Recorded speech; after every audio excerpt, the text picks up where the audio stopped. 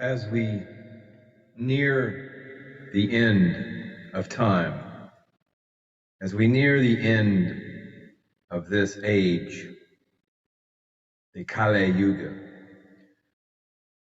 and the majority of humanity, the totality, all of humanity prepares, mostly unconsciously, mostly unaware, to make the leap into the inorganic realm, the disembodied realm. The vast majority of humanity, having ignored the signs,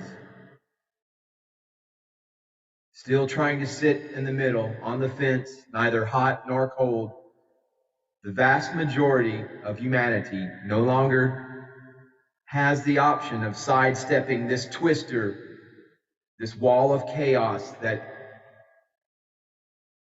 has now arrived. Most of humans can only make it back to paradise by dying. The designated number of chosen ones are simply those who opt to stay in their present bodies for the transition and act as guides for the disembodied remainder of humanity. The current disinformation cloak, the current actions of the digital matrix, this cloud of consensus reality, or the invitation to stay with your head buried in the sand, the consensus reality of the artificial intelligence hive mind matrix, that's part of natural selection, a process whereby only those souls or psyches strong and bold enough to seize this knowledge, to pronounce it in the way as Vasamazulu Baba Credo Mutwa, knowledge. Those bold enough to seize this knowledge may partake of it. As Adam quickly realized, reality is an unbelievably harsh affair. And because of this, humanity has conspired to create a lullaby, a illusion in which it lives and dies to protect itself from this terrible knowledge that we are in the end times of the Kali Yuga. The fact that in today's world, the lullaby illusion of the digital matrix has itself become too harsh for most people to feel secure suggests that verily and truly the end is here.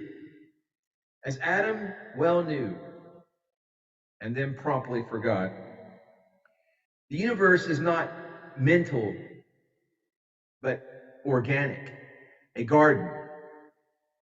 And yet with the gift of silent knowledge to draw upon the rules of thought, or rather imagination, being operational on a higher plane than that of gross matter, your imagination is in the fifth dimension. This gross matter, this physical reality, is the third dimension, but is in fact closer to the true rules of the organic universe than the Newtonian. You're talking about Newtonian physics, or even Einsteinian physics, but the rules of the organic universe are closer to the laws of physics which we take for granted. Since matter is condensed or fallen energy, all is energy, varying rates of vibration, frequencies of energy, oscillations, all is energy, and matter is condensed or fallen energy, this 3D fallen realm of the Terrans, of the old Earth.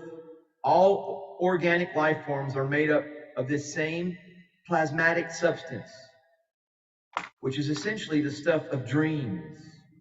Reality is simply a condensation of the universal energy, which being God, because all is God, everything is from source energy from source, the source and substance of all that is, and can assume any form it chooses. It is limited only by the human imagination, which, when freed from the shackles of self-reflection, of being preoccupied with your own ego, once you are transcendent of the ego, beyond the ego, in your God mind, you have no limitation at all.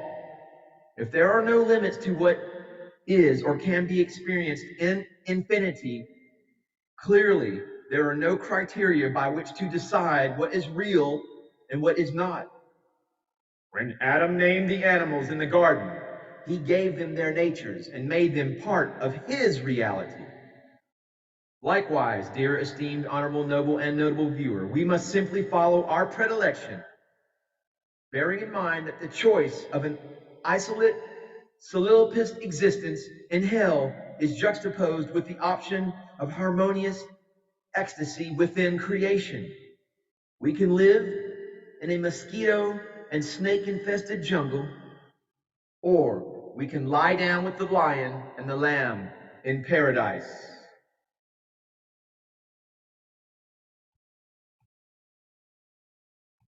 Namaste, namaskaram.